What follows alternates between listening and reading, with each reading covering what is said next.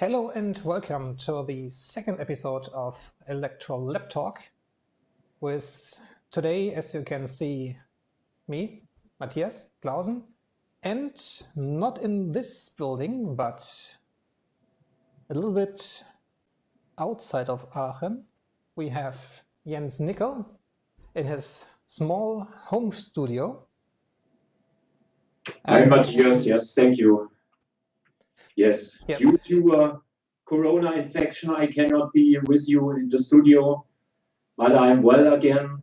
So, and yes, in the next show I will join, of course.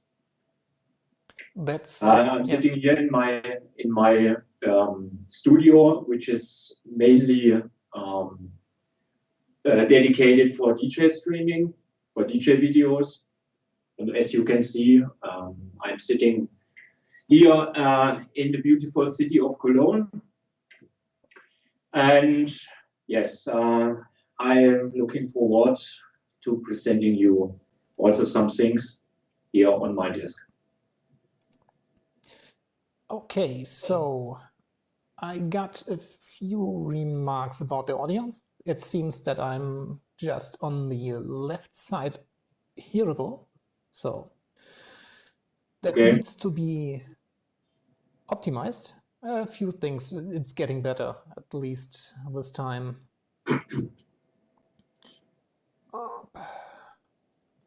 Mono, so that should be now.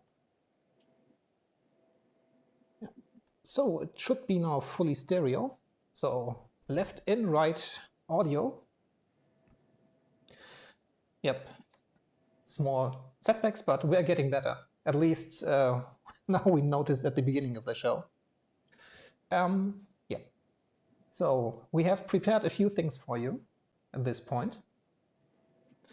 And one of those is we will talk a little bit about boards, as you may have seen in the title.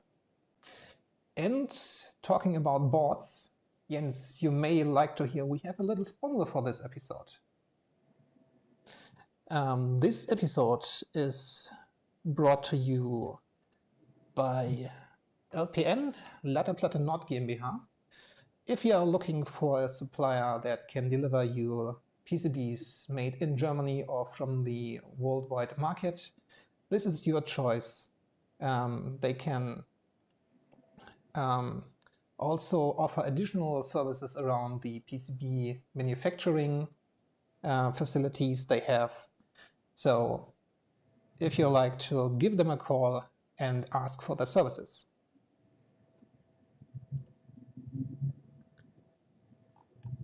So, yeah, the little surprise for the beginning.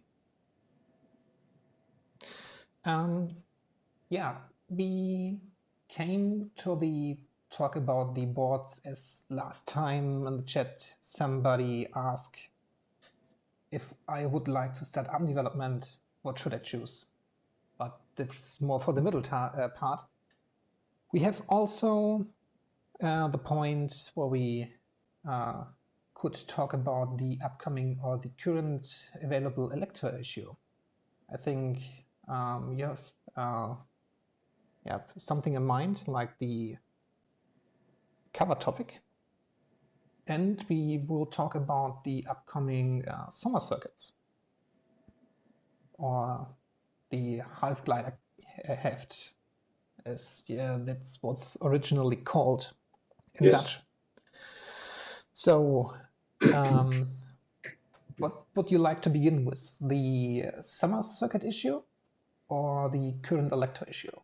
I would begin maybe with the May-June issue, because this is exactly the edition which will be at the newsstand sales, I think, next week, if I calculated right. Yeah, we have end of April, so beginning of May, everybody can buy it. And of course, our members will get it directly in their post box. So yes, I said it in the last show already.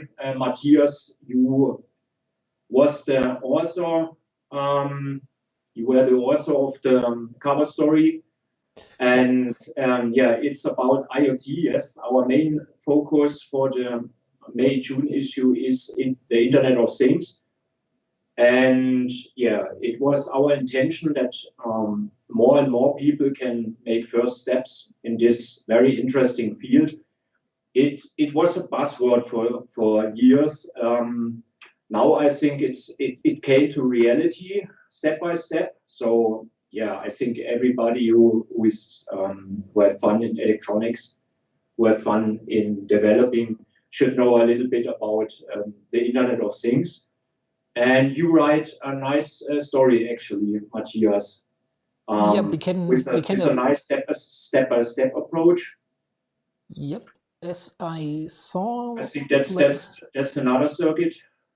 Yep, mix that up a little bit. So let's have the cover first and then come to the interesting part later on. Yeah, it's the project itself, talking about images in wrong order. Yeah, the cover project itself, it was like, hey, there's the ESP32C3 now on the market, and how hard could it be to do some IoT stuff on that one? And it's quite easy. So let's put that aside. So the main project, it's a small switch with state feedback. The details are in the magazine. Sends data over MQTT, so the de facto standard for data exchange. Even with cloud providers, they have MQTT connectivity, like the Amazon AWS services. And that's something we will talk, I think, in an upcoming webinar, but preview for that will come later during the show.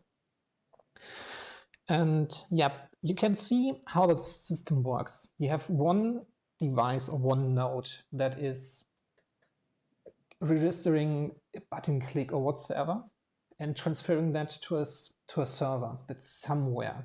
And it's not just only this single device. In this demo, it's the single device, but you can have a lot of those. The collector, the server collects all the incoming information and is able to give other devices and command what they should do. Yes, so you have senders of data, yes, which could be sensors, of course. In that case, it's a simple switch. So the user presses a switch, and the switch is sending out a message that it was pressed, and over MQTT, and there you have some relay station. You already said this. It could be a server in your network, but it also could be MQTT server out there. I think you already used the well-known MQTT server Mosquito.org. I think it's good for test purpose. You can use it. It's in the internet, or you can build your own server. You can build your own server, Matthias. Yes. So if you have a Raspberry Pi at home that you currently don't use, and I think that's getting rare these days, you can set up Node-RED and play around with that, and also add more automation, like other services would do, and also data recording. And the great thing is having your own server means that all the data flow can be under your control. So you don't have to rely on a cloud provider that can go down for a few seconds or a few moments. And you can also have a look at what your data is actually moving, or which part it's actually moving, as you can see here in the images. So from the sensor to the server and then back to the nodes that are interested in it. So yeah, for that reason, it's quite simple to build it. You have just to play a little bit around and fiddling around, and it's just a few wires, a few ready-made modules. What exactly is used is in the article, so you can almost get it with parts you have at home and get your first steps done. And it's not like just pressing a button or stuff like that. I mean, you can also think of gathering a lot of air quality data in your building, and may then have your room control change the style of your ventilation or stuff like that. Might also be useful if you have light sensors in the rooms, so you can see, okay, which room there's still light on and where are no people, and turn that off to save energy. So there are a lot of interesting things, and these are just the first steps. So yes, and the interesting at this MQTT protocol, at this principle, is that you can have multiple stations who are listening to one sender and the other way around, of course. So you have publishers of messages of data, and you have subscribers. And here you present a simple example with one sender and one. I mean, it's a really simple first beginning, and it's written. And if people are interested, they can let us know. I mean, we have the Elektor Academy. If they want to know more about that topic, I mean, we can also extend that to an 1 or 2 hour hands-on webinar or web session, for that matter. So that's something you really can give us feedback on. If you like that topic, and if you like to know more about it, or if you like to have a little bit more interactivity, like we have done in the last webinar with the Platform IO, to have a little live show. And lesson learned from that one, never do something live if you fear that there might be something that could go wrong. So that's, and that's also why currently at my desk there is no demo system, because infrastructure-wise, there are a few things that are not fully set up in the new lab. But you will get maybe next time a room tour. Yeah, maybe Matthias, you can say something about the message which runs back from the light to the switch. So that's the interesting thing. So you have a check if the light's really on, or the relay switching the light. I mean, with these things, you can have two-way communication. Yes. You can have one-way communication, but in this case, it's two-way communication. It means like you press the light switch, it sends out the command gets distributed. The relay, or the receiving part at the end, gets the information, switches the relay, and then gives us feedback or sends another message like, I did understand you, I switched the relay, everything is good. That goes back to the switch you pressed, and then it will indicate that the light is on or off. And this is quite interesting. If you now think, hey, if I have one light switch that operates that way, I can just easily add a second or third one. And you definitely know wherever that is placed, how the current state is, if it's on or off. So that's quite nice. And the data exchange with MQTT, what you use as message is up to you. I mean, we use JSON because that's formalized and standardized and can be processed quite simple, especially with the ESP and the surrounding frameworks. Yep. So that's quite nice, and that's a first step into the Internet of Things. And you can get a lot more complicated stuff, but for your first steps, for your first projects, that's enough hardware to get going. What do you need actually as hardware? You said 2 of these boards. Yeah, I mean, for this one, you use the ESP32C3. You can also use an ESP32 or 2. You can also use the ESP32 with 2 boards around. That doesn't matter in the end. 2 boards, a relay, and a switch push button of any kind.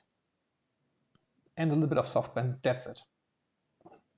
Your own MQTT program, if you prefer your own infrastructure, or one you trust.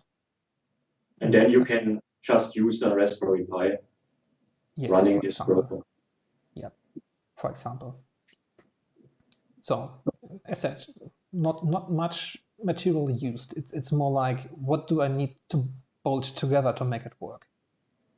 And what kind of development environment do you use? Code is written with the Arduino IDE. So okay. Should be quite easy to understand. So for a few bucks, you can order 2 boards and just connect your relay and your switch, and use the free Arduino IDE, and you can make your first experiments with the internet. Yes. So then you are good to go. So yeah, I think the rest is in the article. So yeah, I think we shouldn't dive further into it. Then we will tell what's in the article, and I think it's best to read it. yes. As said, from beginning of May at the Houston sales. Matthias, you mentioned a webinar with some extension, where we both also present together another project, which is a kind of add-on for this project. Yes, hopefully I'm back in your lab at your site then. Yep. Let's see. Next show. Sorry. Yeah. Next webinar. The problem is currently I have a date for that one, but as you I think it's June the 9th. Yep, but we will announce that. I think I don't have the preview image for that one. Here, that's the next show, the next webinar using, nope, that's not the next one. Okay, that's not. We will leave a small hint at YouTube. Happens from time to time. We cannot find the sheet, but we will leave a short note. And of course, you find everything at electormagazine.com. Yes. The best thing you can do is subscribe to our Elektor newsletter, and then you are well informed. Yes, and then we will announce what will be in there, what might be required to rebuild it, and what we are using. For this one, what I can tell is that we will use the Amazon AWS service with the ESP32 and extend this example a little bit. Yes, so we will not just control another ESP board, we will really send data to the cloud, we can say, and we use I think the biggest cloud provider, I think, Amazon. I'm not sure who's number one. I mean, they are building like crazy in new data centers. So yeah, but that's but they are on the first 3 places, at least. Yeah. So is it very tricky to send their data? I think there are security. No, you have to set up a little bit of security and certificates, yes, but in the end, they are also talking MQTT. You need just to format your data right. You can use JSON for that one. And the interesting part is then the automation inside the cloud itself. So taking some part of the intelligence from your nodes or from your server into the AWS system. I mean, you can do a lot more than just pasting that data from A to B. You have automated actions. You have the ability to record things. So there are plenty of options. You can have your own visualization boards. Yeah. You can trigger mails, I think, if I remember it well. So you get mails, notifications, and so on. So that's interesting. Yep, but that's for the webinar. Yeah. And as said, it will be announced, and also then you will get a small preview of what will be used and what will be done, so that you can get an idea if it's the right one for you. Okay. So yeah, that's for the webinar. That's upcoming to this topic related. Maybe can come to the summer edition. Yes, that's the second edition. We are working on 2 editions in parallel, filled with a lot of projects, circuits, and so on. And the summer edition is especially interesting because it's really full of circuits, small circuits, but that doesn't mean these are just easy ones. There are some for beginners and some for the advanced readers. And Matthias, I think you made one for real beginners. Sort of. I think while I'm grabbing the circuitry, you can show the actual cover. I think that's again a really nice one in the style of the. Yes, I have it here. It's a mock-up. It's not the final cover. So you can read some Latin on it. I think at the end it will English. It will be English or French or Dutch or German. Yeah. So, but there's a nice drawing from an American artist, and you also can read a nice interview about this artist connecting arts and electronics. Very interesting. Yep. So the cover is back in the style of the older, yes. I think 70s, 80s, 70s Elektor editions. And yeah, I think it's quite nice. So in terms of the look and feel of electronics arts and cover terms. And you talked about the small project. Yeah, there is a classic, and this is the dice not using an MCU. That's just an clock source, an NE555. So this little guy, really small one.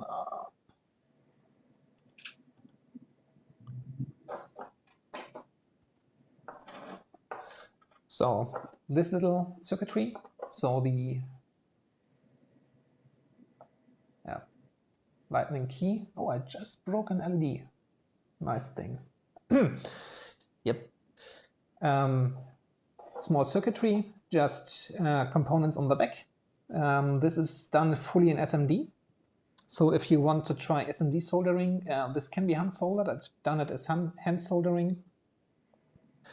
And do you need a special soldering iron for that, or no, just No. With the SMD soldering, you have two options. I used the lazy one, and I have a solder paste dispenser and a hot air gun. Mm-hmm. Or you can, if you do SMD soldering, you need definitely solder flux. So that's something you have to be aware of. But the rest can be done by hand. And I think from the placement, it's a really nice thing. It's not too tight. It's all 805. Can be hand soldered. Okay. And as said, it's a classic. It's a counting. Yeah. It's just in dice. You press the button, it will randomly choose a number. Yeah, and normally you would build it with a microcontroller, but in this case you did not use one. It's just simple logic. Yeah, it's a simple decade counter and an NE555 as timing source. And with the button, you just enable the NE555 timing source on that one. So we can go... Emits a clock signal. So we can go back and have a look at it. So that's the circuitry for that one. And as you can see, you have in front the NE555 that's enabled with the button and just provides a clock turn decade counter. So yeah, it's a small dice. It's a really simple circuitry. You can find in many electronics books. It's one of the first things you actually build. And you can still get all the parts. And it's quite nice to see how it works. And also, to see why it works the way it does. But there's a small article for this one. So, yeah. I could have built it bigger. But, I mean, it was a small SMD exercise. And having a large dice with mini LEDs on it is also not a nice option. So. Yes. That's for the MCU dice. There will be a follow-up project for this one, and this time including a microcontroller at some point. There's one project that didn't make it into the small circuit guides for timing reasons. But as we talked last time about the DC-DC boost converter and this dice, there's a connection between those two. Mm-hmm. Yep. And the other thing we should talk about before we run out of time is the question from last time about the eval boards. How Yes. to get started with ARM development on small evaluation boards. And for this one, I brought a few with me. There is,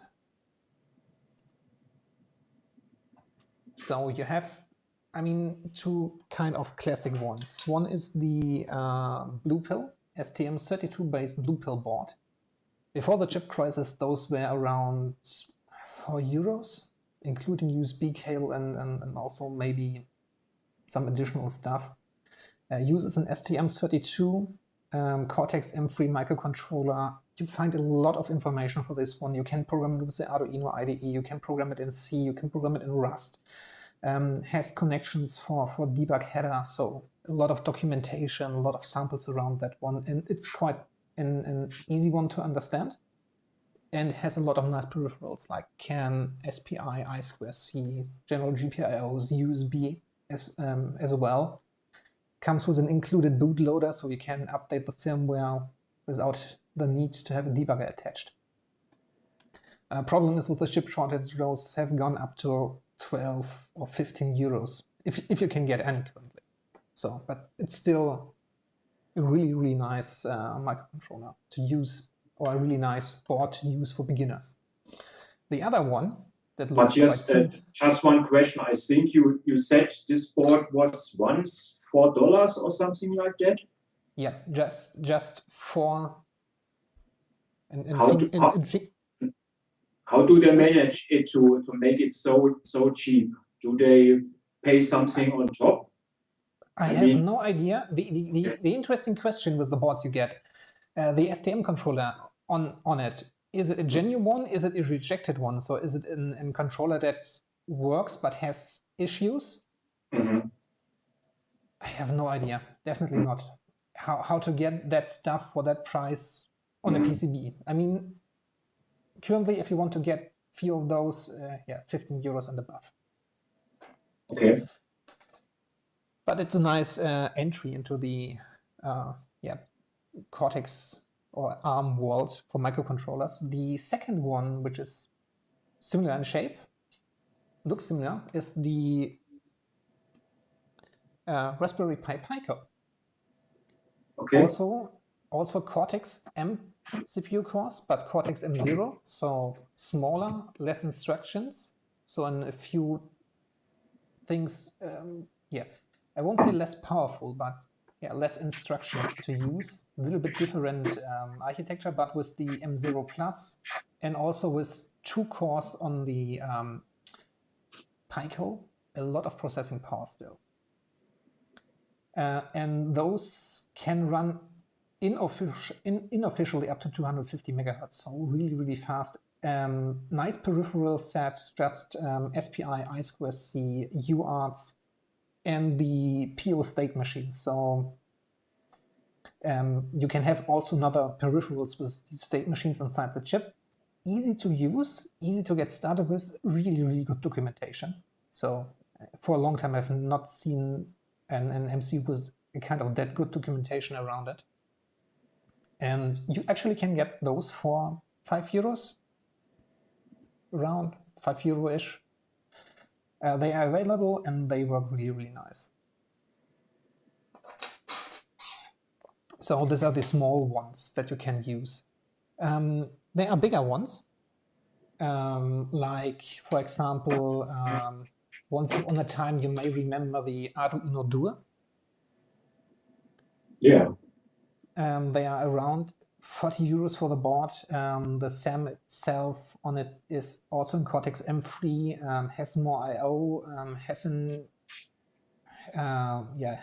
has some more peripherals attached to it. Can be programmed with the Arduino IDE. Board comes with an onboard debugger, has also USB. Quite nice to start with. Also, documentation is also okay. If you want to go the Cortex M3 route, you can go with the Admiral one, or you can go with the STM ones. Both are quite nice. The interesting thing, you could attach Arduino shields to this one, but it's 3.3 volt only. So that was back in the days when they released this board, one of the biggest drawback at that point. Yep. So the other ones you have around, for example, the Arduino 0, that's in a small Cortex M0 microcontroller in it. The core is, or the CPU core is similar to the one in the Raspberry Pico used, but you only get one. Comes with the Arduino form factor, but except only also only 3.3 volt shields. Comes with a debugger in front of it. You can program it in the Arduino IDE if you want to. You can also program it in C or Rust, so there are no limitations on the MCU itself. And the Cortex M3 or also the Cortex M0 here are really sort of kind 32-bit MCUs to start with, and the board, it has everything you need to get started in the first place.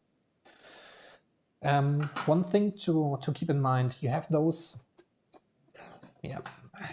starter boards with tons of peripherals on it, like the Admiral Sam explained ones. Question you have to ask yourself, do I really need it for my first steps on those boards? Because the peripherals are connected, they need drivers, you need to debug that stuff. So if you really want to start with some Cortex M development in the first place and want to make your first steps, take something that has not tons of peripherals around it and then go bit by bit and piece by piece and play around with the MCU, with the peripherals and all the other stuff. So that's the advice for those boards. And one thing you have also to keep in mind, you need something that has a good development IDE to it. So for example, with the Admiral boards, or now microchip boards, or boards that are based on the now microchip MCUs, you have the Admiral Studio under Windows, which is a Visual Studio based IDE, which is really nice, gives you syntax highlighting. You can do step-by-step debugging on those. That's also really important to keep in mind, that you have an IDE you can work with.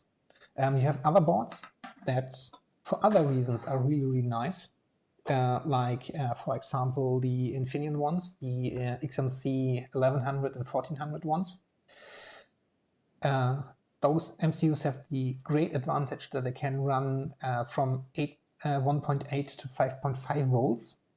So anything in between, throw it at those MCUs, they will run. Have a nice set of peripherals that are more automation and automotive focused, like multiple CAN interfaces, serial interfaces, LIN, stuff like that. The IDE they come with is Eclipse based. So for a beginner, might be not the most user-friendly one to use or to start with. So that's something you really have to keep in mind for that matter. So yeah, that's for the starting point. And yeah, as said, also you have to keep in mind which IDE and which language we are going to use to program it. And also if you need a debugging unit or not, or if you like to do that.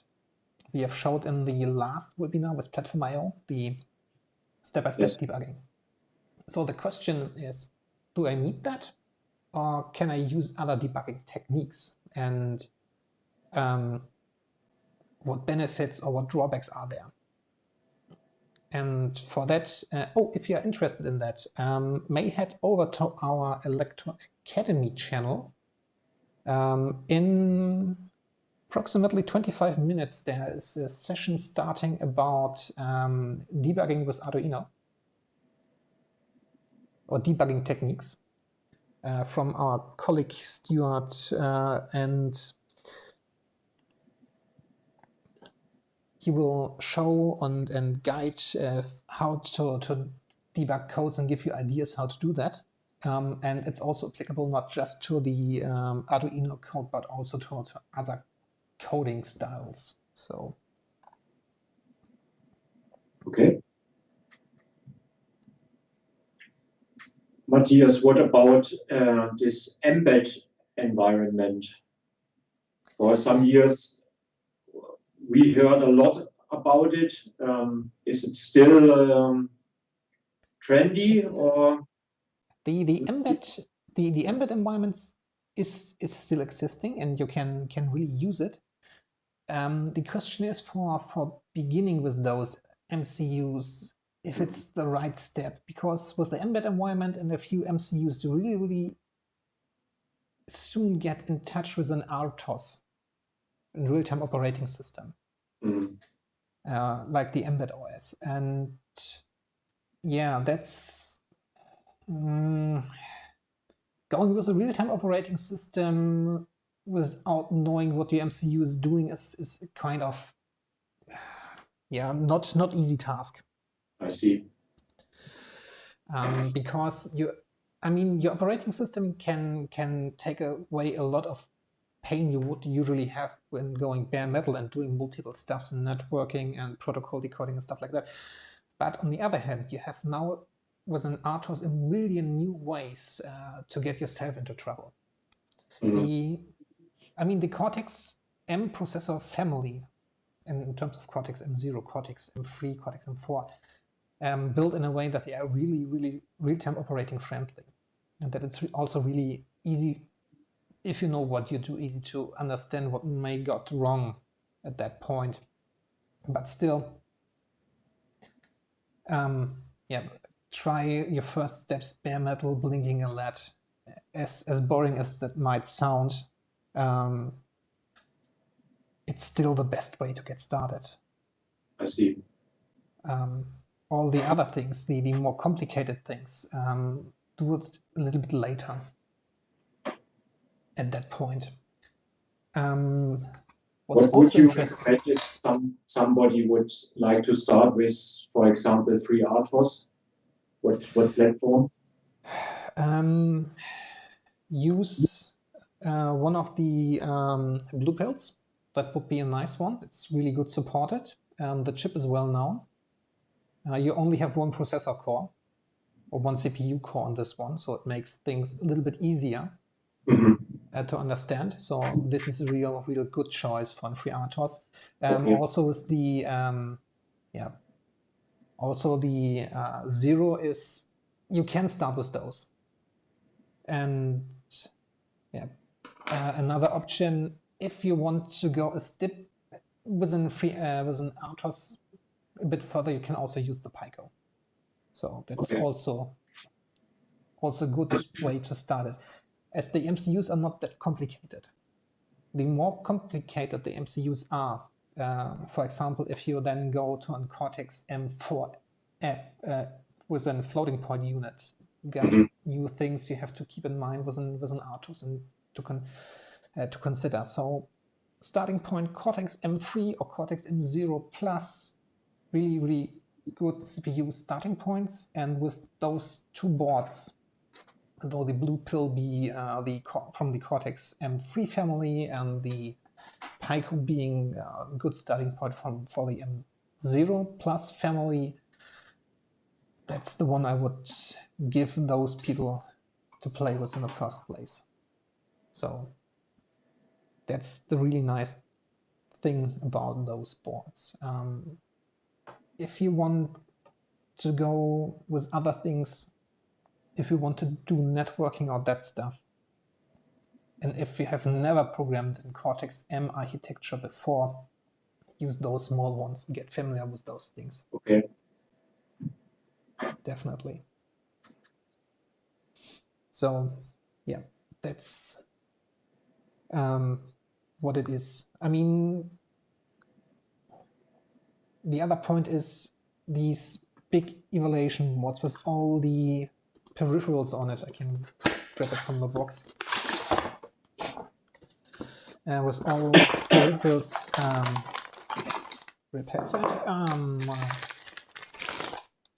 bound to it. So you have the CPU,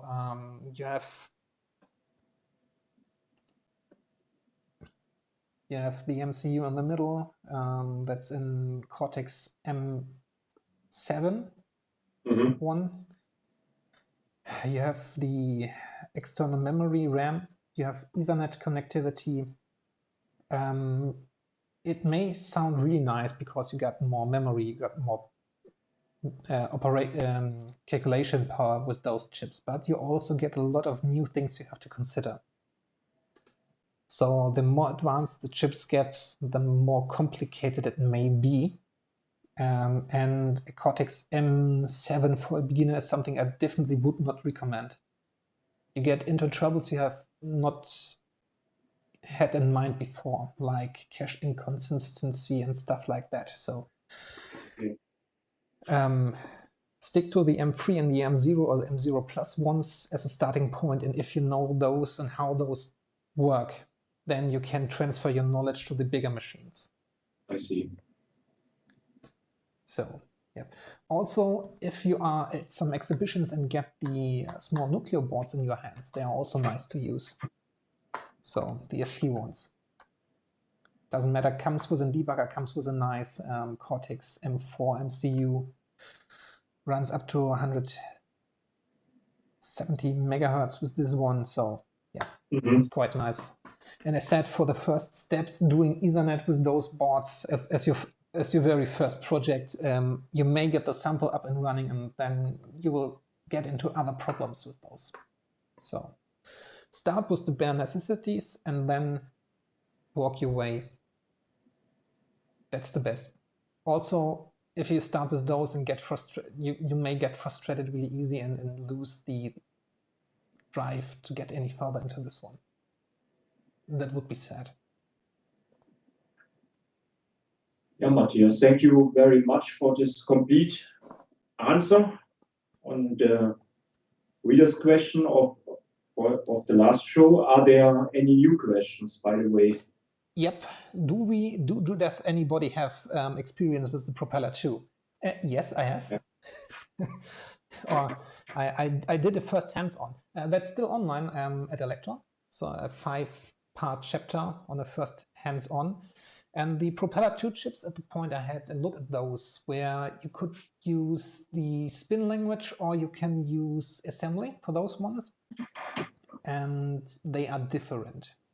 So if you compare it, getting started with a Cortex M is like getting on a bicycle, and getting started with the propeller is more like riding on a jet-powered motorcycle.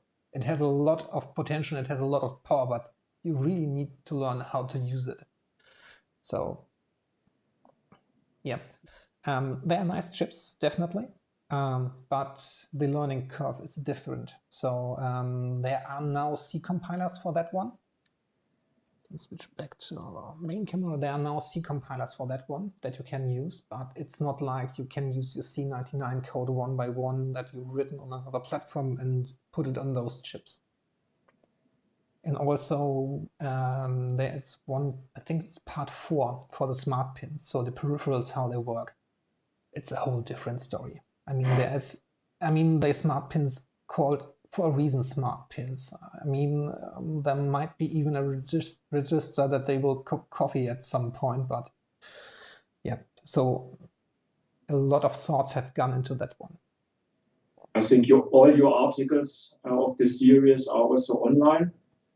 Yeah. You can have a look. Just head over to the Elektor site. They have been translated in, I think, in all languages already. They are also included in the magazine. So if you have the older Elektor magazines around, they are also included there. So,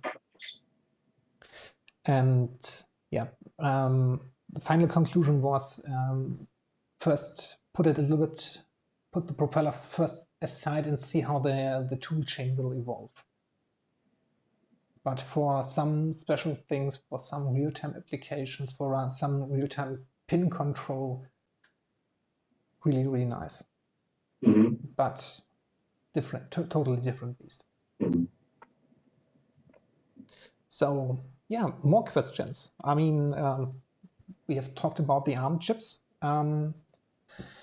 What did arrive yesterday, and that's not ARM-based, and is an RISC-V based eval board. with an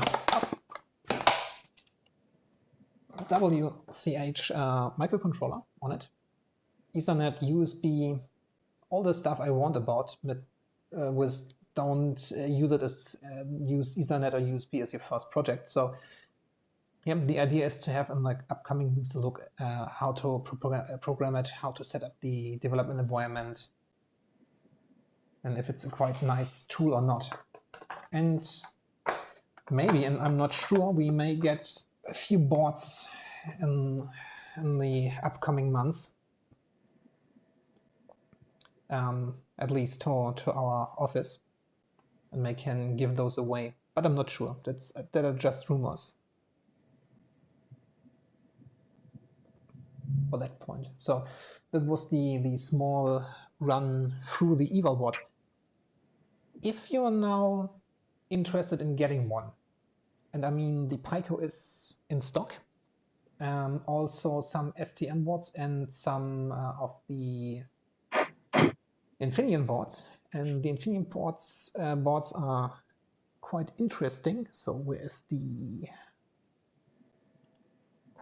So you can head over to the Elektor store, use the voucher Lab Talk, you get a €5 discount, or in other words, more or less free shipping, and have a look around and may choose one of the ARM eval boards of your choice.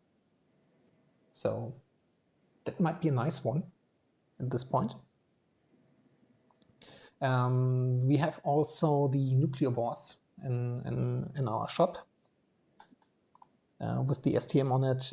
The XMC ones are also in the shop, and they have a nice discount also on that one, actually. So if you want to get started with those boards, have a look.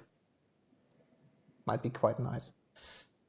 Yeah, as I can see, time is running sort of, because as we mentioned, our colleague Stuart is starting in approximately 10 minutes his talk on tips on debugging Arduino code. If you like to join, it's free. It's, I think, 90 minutes and gives you insight into code debugging. So if you don't have a debugger, there may be some interesting things how to debug your Arduino code, the pros and cons of that one. Just use the link you see here. I can also put that in the chat, I think.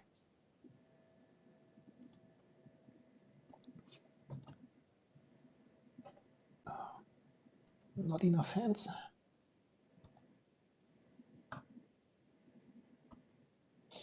So you can head over there and register last minute if you like. He's using the Arduino Zero for his demonstration. So this little puppy with the Cortex M0 chip on it, and also shows how to use these boards not only with the Arduino IDE but also with the Atmos Studio. That's what he told me. But if you're interested, head over and find out yourself. That would be a really nice one. If you're seeing this stream as a recording, I'm not sure if that one is later available. Well, that's to be figured out, and maybe we'll have a chat about that with at the next lab talk. About that, I think there are a few announcements that we have to do. That's the show of Stuart, shop product. Yep. There will be the next lab talk not in 4.5 weeks, but in 5 weeks. There's a bank holiday coming up in Germany.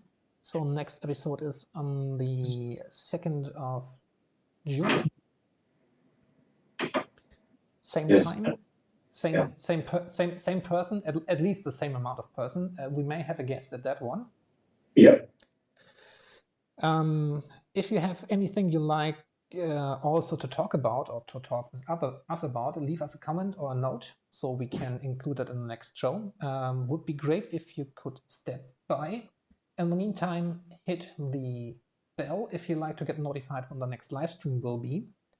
As besides the Lab Talk, there may be more live streams, and they won't be announced just 4 weeks before they start, but may start on short notice. So hit the bell button, get notified. Also, if you like, leave a subscription. That is fine for the YouTube algorithm.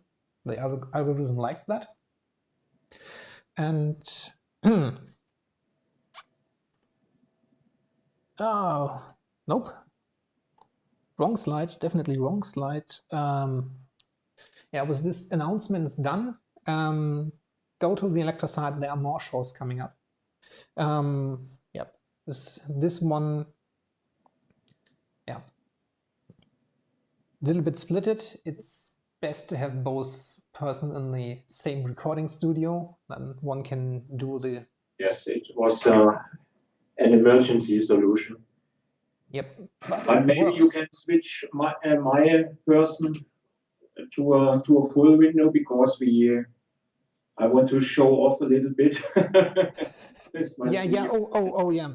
I'm sorry. There was something that has gone under the wheels, sort of. Yeah, we announced at the beginning that I will also present something, and yeah, I have it here on my desk. It's actually a streaming deck. A stream deck. I think the readers, the people who are also YouTubing and streaming and so on, maybe with OBS, the well-known platform, they know the stream deck. You can also control streams. You can control games, of course.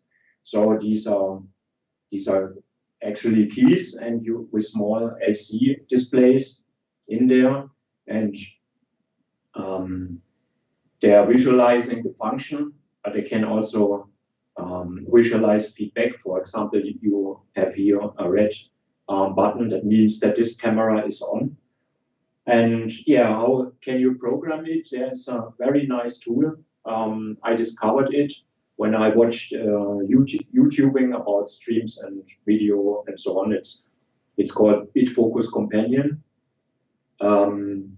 So in the studio world, you have, of course, video switchers, you have mixers for sound and so on. And there are so many devices.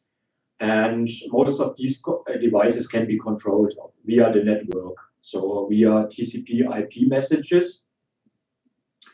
Then you normally have a dedicated controller where you can control cameras and so on. And yeah, BitFocus Companion allows to emulate these controllers. So you have it running on a computer or in a PC, or maybe also a Raspberry Pi in your network. And it emulates this controllers. So BitFocus Companion can send out TCP/IP messages for you, and you can connect it easily to buttons of the Stream Deck. But that's not all. You can also, BitFocus Companion can also listen to TCP/IP messages in this network and can trigger them. For example, I could use an ESP32 with a button, and I could press this button, and this could trigger with BitFocus Companion then also switching of cameras. So that's a quite nice program. And yes, I said it already. It was available just for Windows computers and Mac.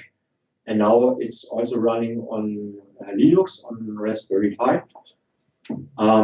It's very easy to install. You just go on GitHub. You can download the Raspberry Pi image, put it on an SD card, and put it in your Raspberry Pi. And that was very good for me, because I use here in my studio Blackmagic switcher, And yeah, these controllers, these software controllers are just running on Mac and PC computers.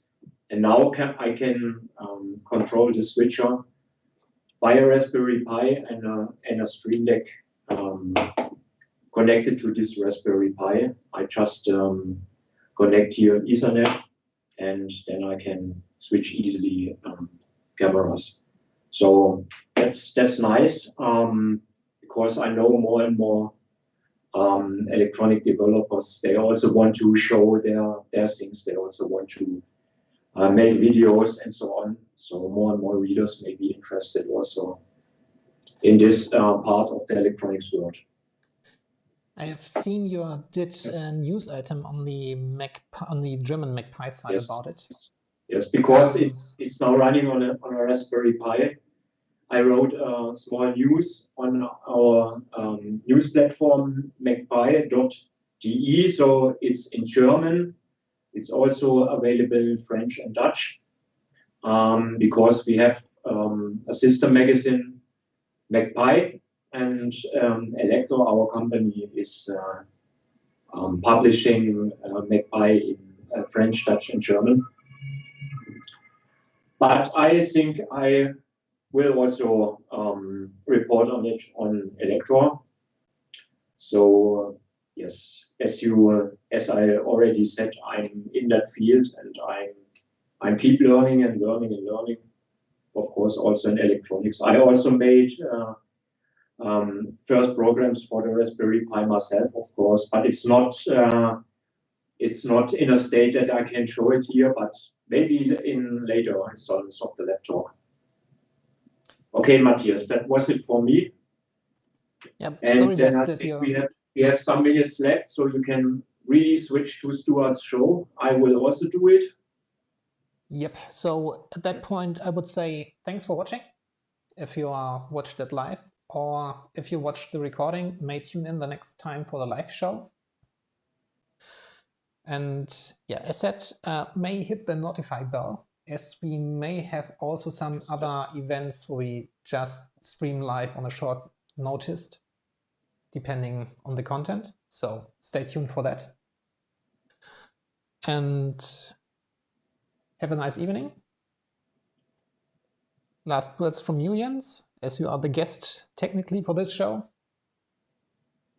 It was fun, Matthias, but it's very hot here on the booth because I'm sitting one meters above the floor, and there are many machines and things and devices running and connected together.